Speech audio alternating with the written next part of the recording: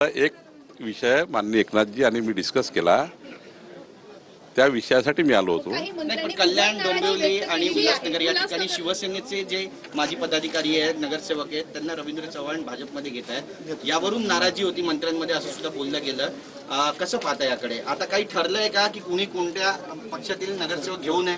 आत्ताची बैठक केवळ महसूल खात्यातल्या नागरी भागातल्या ज्या जागा आहेत त्या जागेमधलं एक धोरण आम्हाला आणायचं आहे। कलेक्टरेट लँड ज्या नागरी भागात आहे त्याबद्दलचे एक गृहनिर्माण धोरण राज्यामध्ये येऊ घातलं आहे।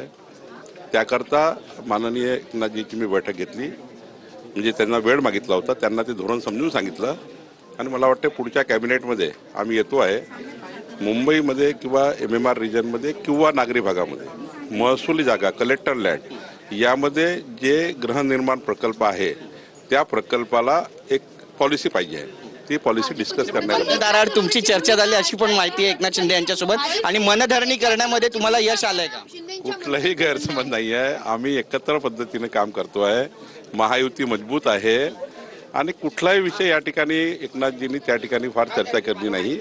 त्यांनी एकच सांगितलं की हे जे काही मी धोरण आणतो आहे त्याबद्दल त्यांनी सहमती दर्शवली। त्यानुसार जे मंत्री आहेत ते नाराज होते आणि त्यामुळे त्यांनी सांगितलं होतं की यावर कुठेतरी शिंदेच्या मंत्र्यांचं म्हणणं आहे की तशी त्यांची भूमिका आहे, तू माझं भाजपची एकला चलोरेची भूमिका आहे राज्यात, असं त्यांची भूमिका आहे, त्यांचं म्हणणं आहे। आपला आपला पक्ष वाढवण्याचा अधिकार हा शिवसेनेला आहे, भाजपला आहे, पण ही गोष्ट खरी आहे की महायुतीमधल्या एकामेका पक्षातले लोक एकामेका पक्षात न जाता त्याच पक्षात राहिले पाहिजे, ही भूमिका पहिल्यापासून भाजपाची आहे, शिवसेनेची आणि राष्ट्रवादीची आहे।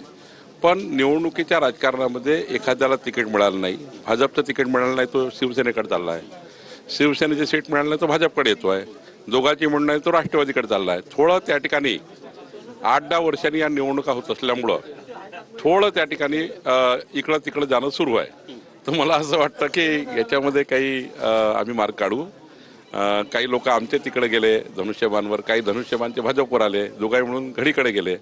तर हे जे ऑप्शन मिळाले आहे निवडणुकीमध्ये त्यामुळं थोडासा त्या ठिकाणी अडचण निर्माण झाल्या आहे, पण यातनं मार्ग निघेल। पण आजची बैठक त्याची नव्हती, आजची बैठक फक्त गृहनिर्माण धोरण जी माझी बैठक आहे मुंबई सबर्बनमध्ये आत्ता 6 ते 8 मी सर्व मुंबईच्या आमदारांना बोलवलं आहे, 36 आमदारांना बोलवलं आहे। युतीमध्ये या घटनेमुळे मिठाचा खडा पडलाय का?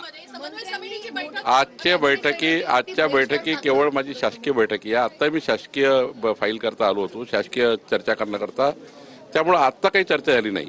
पण साधारण महायुतीचा हा धर्म जो आहे तो एकामेकांनी पाळला पाहिजे, ही गोष्ट खरी आहे।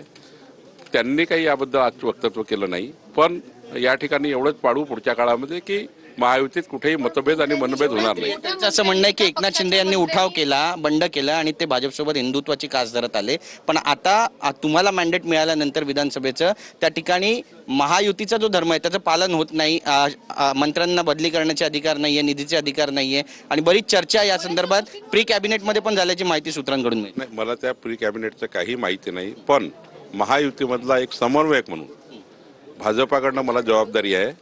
महायुतीमध्ये आमची समन्वय समिती आहे, जे काही थोडी नाराजी असेल एकामेकाबद्दल तर महायुतीच्या समन्वय समितीच्या बैठकीमध्ये आम्ही एकामेकाची नाराजी सोडवण्याचा प्रयत्न करू, पण निश्चितपणे आज तेवढी काही नाराजी नाही आहे। जी काही छोटी मोठी असेल तर दूर करू। संपलं असं म्हणावं की आणखी पुढे आणखी जास्त धक्के मिळणार आहेत महायुतीमध्ये? नाही, महायुतीमध्ये आता कुठं धक्के वगैरे होणार नाही आहे। थोडं मला छोट्या निवडणुकीमध्ये काय असतं की इकडं तिकडं जात असतं, पण ते आम्ही फॉर्म्युला काही ठरलाय का? म्हणजे सांगितलं की